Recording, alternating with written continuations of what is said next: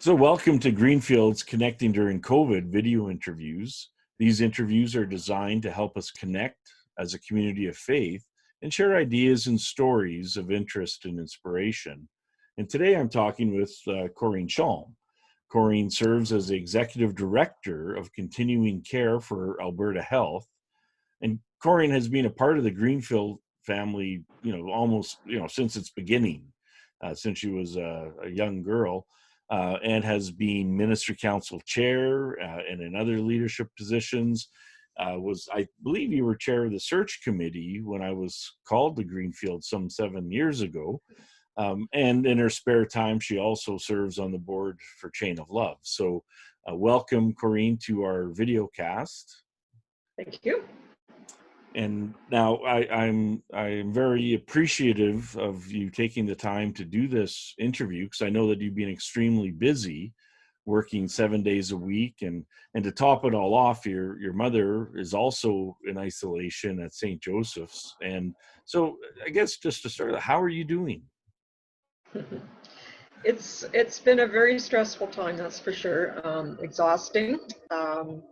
It's not just me, our whole health staff have been working 7 days a week on those of us in the health service area. So it's been really tiring. It's really hard not to see Mom. The place where she is has been good about sending pictures every once in a while, and actually they sent one today, and she, as many of you know, she broke her leg about 4.5 weeks ago, and so she's been, on top of the pandemic, she's been in a lot of pain and can't get out of bed. So she's been in bed for 4.5 weeks.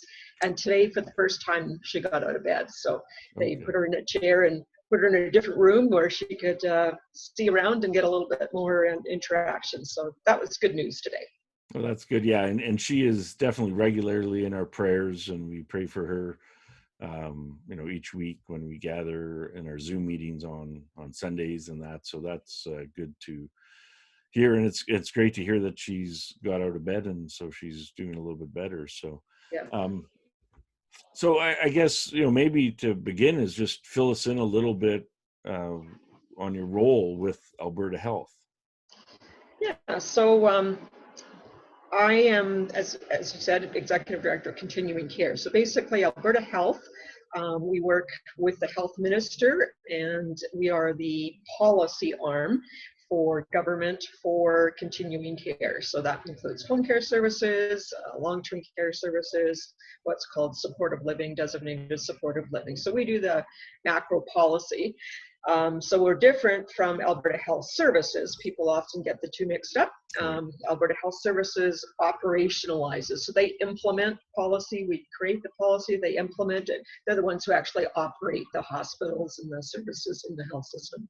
So in a public health emergency like we're in right now, the Chief Medical Officer of Health actually takes charge of the province in terms of population health. And so her responsibility is health of the population. So she's responsible for population health as opposed to fixing one person at a time. And so that's our role, is to look at the whole population. In this case, we are, I guess, advisors to her on the continuing care arm of things.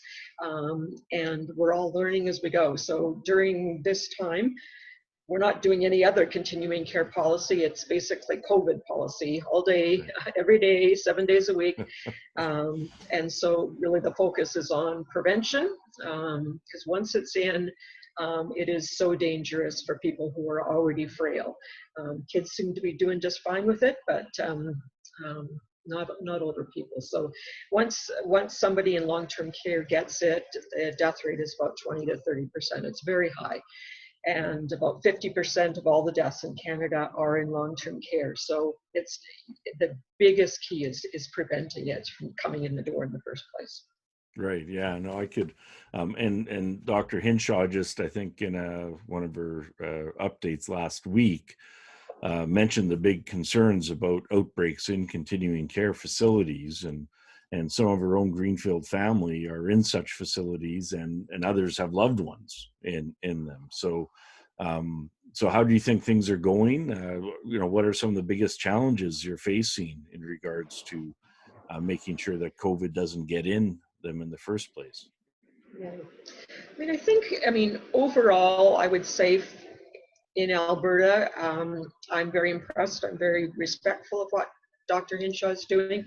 I'm not speaking as a government agent right now. This is me as Corrine, but she's been very good.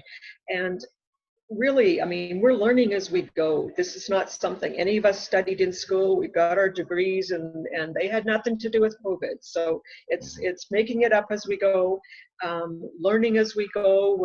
We're frantically reading every article we can find on how other jurisdictions are handling long-term care in our cases. So basically, it's continuing to learn, trying something that's your best guess at something, then adapting it, revising it over time as you discover new things.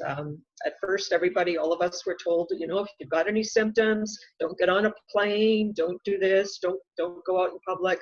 Well, now we know a few weeks later that you can be asymptomatic and passing this along everywhere you go. Right. And so thus the 6 feet of separation, et cetera, because none of us know if we actually are carrying it. And so that's the biggest danger. So one thing Alberta's doing very well at is testing people. And so as soon as as soon as there's even one case suspected in a continuing care center, it might be a staff person, usually is, that starts it, everybody is immediately tested. And we actually find that there's more people asymptomatic than symptomatic. And a few days later, sure enough, they're going to be symptomatic. So that's where the spread is. That's the scariest part. But testing is good in Alberta. Alberta was actually the best prepared province in terms of what's called PPE, personal protective equipment. So we had the best supplies on hand, and that's because we have the single health authority, Alberta Health Services, and they've got the best buying power of any health system or government in Canada because they're so big. And so they're able to source material from all over the world. So those things are good for us. But the key factors are prevention. Our earliest site in Calgary that went into an outbreak, once it's in, it's too late. So we certainly learned a lot through that, and that's when the doors were absolutely shut down and sealed to long-term care facilities. And I was as sad as everybody when they were, because I haven't seen my mother now in 4.5 weeks. I was with her the weekend she broke her leg, and not since then. So that's very hard.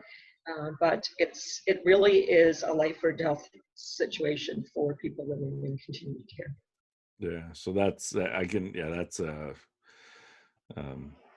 a huge challenge, and I guess that that's why it makes sense. I guess just that it's tough and it's hard, but it's necessary to save lives. So, how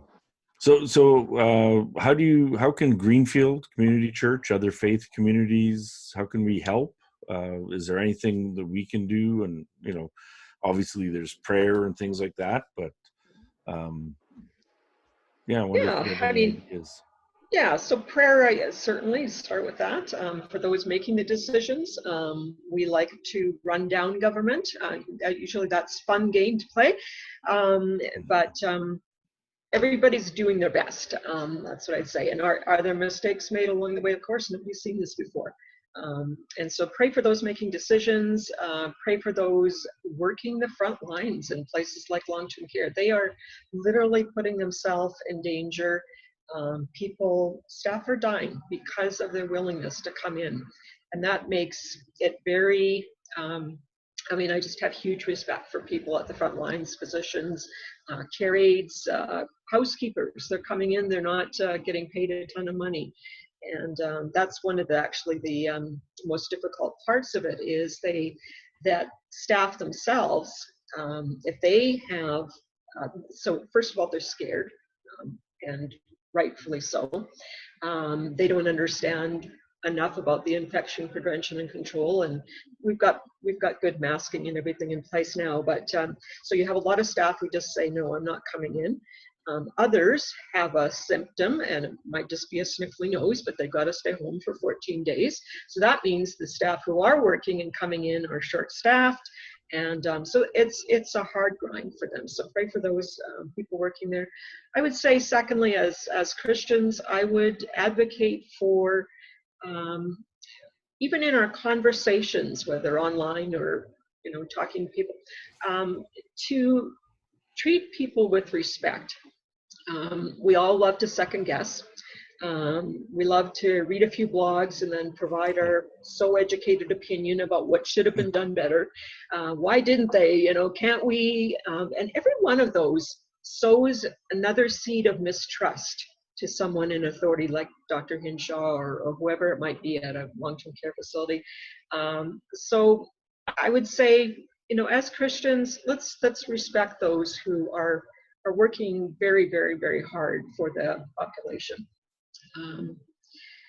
Christians can often be among the outliers, I would say, in society, and sometimes, and you see the people marching in the streets. I'm not suggesting those are necessarily churches marching, but it doesn't take long to get to the stage where enough people are saying, I don't want to be staying home anymore. I don't feel bad when I go out. Well, it's not about you, really. It's about your community. It really is about your community. So some of the worst outbreaks actually in Alberta were started through Christian prayer meetings, Christian potlucks, because, it won't be, it won't matter if we just do it, right? Yeah. And yet those are some of the outbreaks that have started in this province, actually. So respect the authorities on these things. I mean, we can always debate things, but I would advocate that and pray for them. And then I guess, I'm very impressed with so many church communities that you hear about that are just leading by examples in their community. Just those who maybe have some more free time, whether they wanted it or not, but you've got more free time to help others in just tangible ways. So really appreciate when people do that. I had somebody drop off some meals for me the other day, which was amazing. It was like, wow, I get to eat a meal. This is wonderful. So, and I'm not saying bring me meals. You don't need to bring me meals, but there's lots of things we can be doing in our communities. Yeah, no, and I think that like we're called to love our neighbors, and I think that by respecting the physical distancing policies and staying at home, this sort of stuff, that's the way we can very tangibly love our neighbors, the most vulnerable of society. And that's why I just am sometimes surprised at some of the attitudes that people are taking. And my son works at No Frills, and so he's there doing, and sometimes he'll come home from a shift and just be so frustrated because people aren't even just the simple guidelines that they have there, that people aren't following them. So I think that as a Christ follower, I think it's so important that we do, and that we do respect and pray for those in authority and those that are leading the charge and the leadership of our healthcare system. So no, I think those are all very good points. And so I guess here at the end is I'm just wondering, so how can we pray for you in particular, as a member of our congregation, right? Yeah, no, I appreciate that very much. I would say stamina, because it's been a long gruel and it's nowhere near letting up. It may very well be that some of the rules start to get loosened up a bit, but they won't for long-term care for the immediate future. And that people are going to start to get, I think, careless when that starts to happen and wonder why, how come that's still locked? How come that is? So, it's a long road ahead still for us working in the continuing care system, I think. Stamina, for patience. You're doing everything we can to try and advocate for the sector, trying to get more money for the sector, trying to bring in things they need, and it's you're the blank civil servant, so just do your best. But it's not always that much of a job that gets a lot of appreciation, and it doesn't need to, but it's hard sometimes when you're So I would say stamina. And I just do really appreciate when people let me know that they're praying for Mom, or in other times that they visited Mom or sent her note or something like that. That means a lot to me. So I really appreciate that, and you're doing something for me when you do that for her as well. So thank you for that. Yeah. So, well, thank you so much for taking the time for this interview. And I believe I speak for all of us at Greenfield that when I say that we're so very thankful for the leadership of our healthcare system, of which you're part of. And at Greenfield, and here I'm speaking, I guess, for the leadership, is that we're committed to follow or exceed whatever guidelines authorities set out. And I feel that's kind of part of our role of how we can love our neighbors. And so you have my support and our support here at Greenfield. So thank you very much, Corrine. Thank you. I miss seeing you all. Yes. Well, yeah, I miss seeing everyone too. So. But it is nice to see your face here. So. Yeah, it is. All right. You take care. Take care. Thank you.